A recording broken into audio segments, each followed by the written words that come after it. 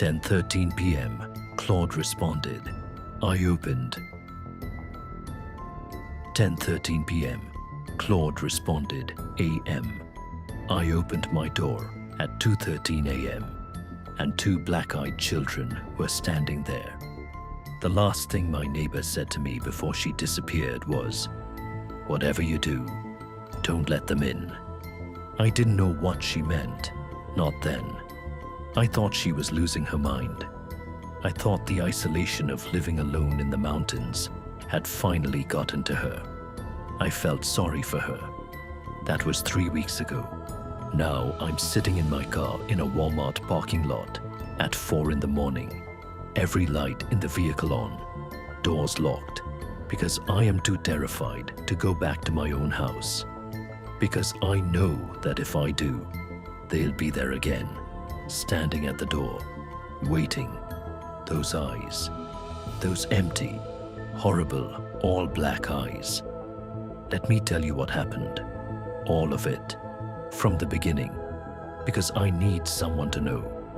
I need someone to understand that what I'm about to tell you is not a story. This is not something I read online. This happened to me, in my house. And I don't think it's over. My name doesn't matter. What matters is that 8 months ago, I moved into a rental house in a small unincorporated community in the mountains of western North Carolina. I'd just gone through a brutal divorce, lost my job in Charlotte, and needed somewhere cheap and quiet to reset my life. The house was a 2-bedroom wood frame place on about 3 acres, backed up against a dense tree line. The nearest neighbor was about a quarter mile down a gravel road. Her name was Eunice. She was in her late 60s, drove an old green pickup, and grew tomatoes in raised beds along her front porch. She was perfectly normal. A little quiet, a little watchful, but normal. For the first 4 months, my life there was exactly what I needed. Peaceful, boring even. I hiked, I cooked, I started sleeping again for the first time in years. The isolation felt like medicine. Then October came, and something about the light changed. I don't know how else to describe it. The way the sun hit the tree line in the afternoon started looking different to me. Darker somehow, even at midday. My dog, a 7-year-old lab mix named Hector, started refusing to go near the back door after sunset. He'd stand in the middle of the living room, facing the rear of the house, just staring, not barking, not growling, just staring with this rigid, terrified stillness that made my stomach drop every time I saw it. I told myself it was deer, bears maybe, something in the woods. Then, on October the 14th, I ran into Eunice at the end of our road while I was getting the mail. She was standing at her own mailbox, but she wasn't looking at her letters. She was looking at me, and the expression on her face was one I had never seen on her before. Fear, pure, trembling fear. "You've been here about 4 months now," she said. It wasn't a question. "Almost 5, I told her. She looked down at her hands. "They come in October," she said quietly. "They always come in October. I don't know why." She looked back up at me, and her eyes were glistening. "Whatever you do," she said, "don't let them in. You hear me? You do not let them in." I asked her what she was talking about. I asked her who they were. She just shook her head, got in her truck, and drove back to her house without another word. I stood there at the mailbox for a long time after that, holding my electric bill, feeling the cold mountain air on the back of my neck, feeling, for the very first time, like the tree line behind my house was not just a tree line, like something behind it was watching me. 10 days passed, nothing happened. I half convinced myself Eunice was eccentric, that she'd lived alone too long and built up some kind of rural paranoia. I made a mental note to check on her, bring her some soup or something, maybe gently suggest she talk to someone. But I didn't go. I keep thinking about that. I didn't go. On the night of October 24th, I went to bed around 11. I remember feeling good, actually.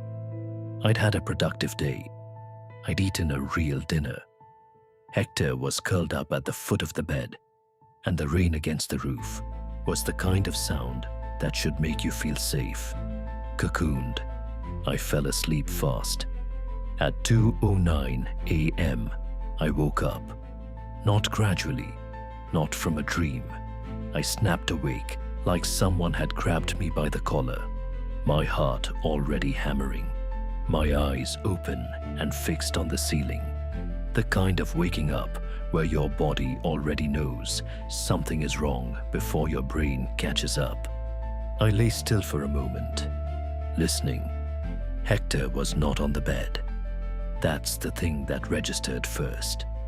The weight at the foot of the mattress was gone. I sat up slowly. The bedroom was dark. The rain had stopped.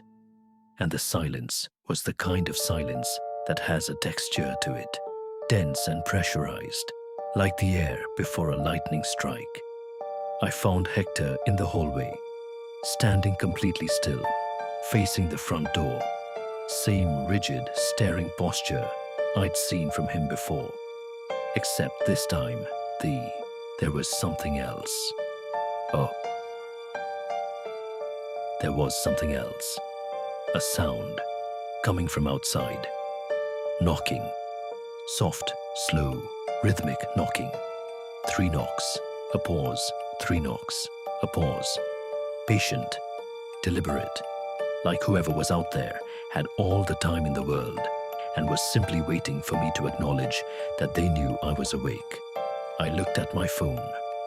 2:13 a.m. Who knocks on a rural mountain house at 2:13 in the morning? My first instinct was Eunice. Maybe she'd had a fall. Maybe she was hurt. I grabbed my phone and moved toward the door. And that's when I noticed something that stopped me cold. There was no car in my driveway. I had a window beside the front door, thin curtains over it. Through the gap, I could see the driveway clearly in the bluish darkness. My truck was there, nothing else. No headlights, no vehicle of any kind. Whoever was on my porch had walked here, in the dark, up a gravel road, through the mountains, at 2 in the morning, in the rain.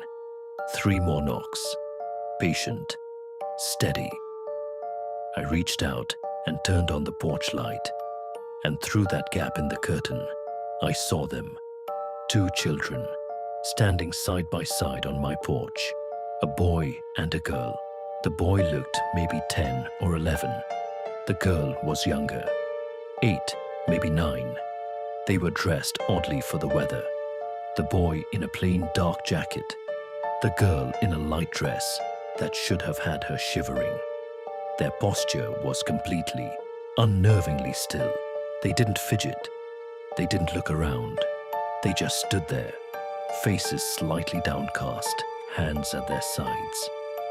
My first thought, I'm not proud of this, was that this was normal, that these were kids who needed help. Lost kids, maybe. Kids who'd been in some kind of accident. Because that's what your brain does. It reaches for the rational explanation first. It wants very badly to believe the world makes sense. I opened the door, not all the way. I kept the storm door closed, kept my hand on it. "Hey," I said, and my voice came out steadier than I felt. "Are you kids okay? Where are your parents?" The boy spoke first. His voice was flat and even, not a child's voice exactly. Too controlled, too precise. "We need to come inside," he said. "We're cold." "Where do you live?" I asked. "Do you need me to call someone?" "We need to come inside," he repeated. Exact same words. exact same tone. I looked at the girl. She hadn't moved. Her head was still slightly down, hair hanging forward over her face. "What are your names?" I said. "Can you tell me your names?" The girl's head came up, and that's when the bottom fell out of my world. Her eyes were black, not dark brown, not dilated pupils. Black, completely, entirely, solidly black from corner to corner. No iris, no white, no reflection of my porch light. Just this depthless, absorbing black, like looking into two holes in her face that led somewhere else entirely. She looked right at me, and she said, very quietly, "Please let us in." I slammed the door. I stood with my back against it, shaking so hard I could barely hold my phone. Hector was pressed against my legs, trembling. I called 911. My voice broke 3 times, trying to describe where I lived. The dispatcher was calm, told me to stay inside, told me a unit would be there in about 35 minutes. 35 minutes. I was 45 minutes from the nearest town. The knocking continued. 3 knocks, a pause. 3 knocks, a pause. I did not open the door again. But here's the thing, and this is the part I keep coming back to, the part that makes me feel like I'm losing my grip on reality. I wanted to. That's what I can't explain to anyone.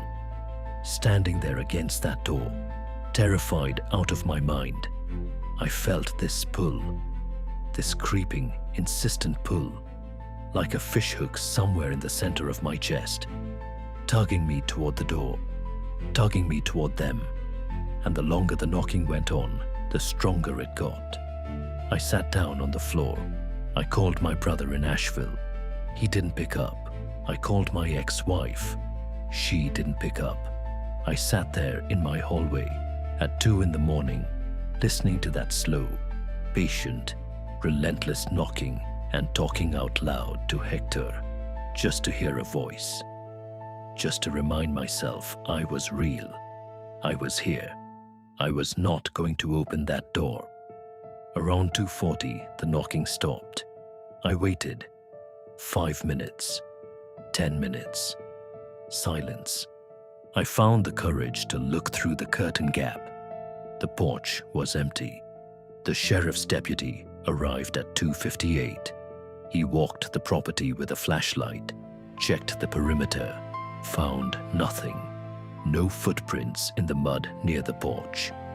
And there had been mud. I knew there had been mud from the rain. He found no footprints. He looked at me with the particular expression that law enforcement get when they've decided they're dealing with someone who wasted their time. Told me it was probably kids messing around. Told me to call back if anything else happened. He drove away. I didn't sleep again that night. Here's the first thing I can't explain away. The next morning, I drove down to Eunice's house.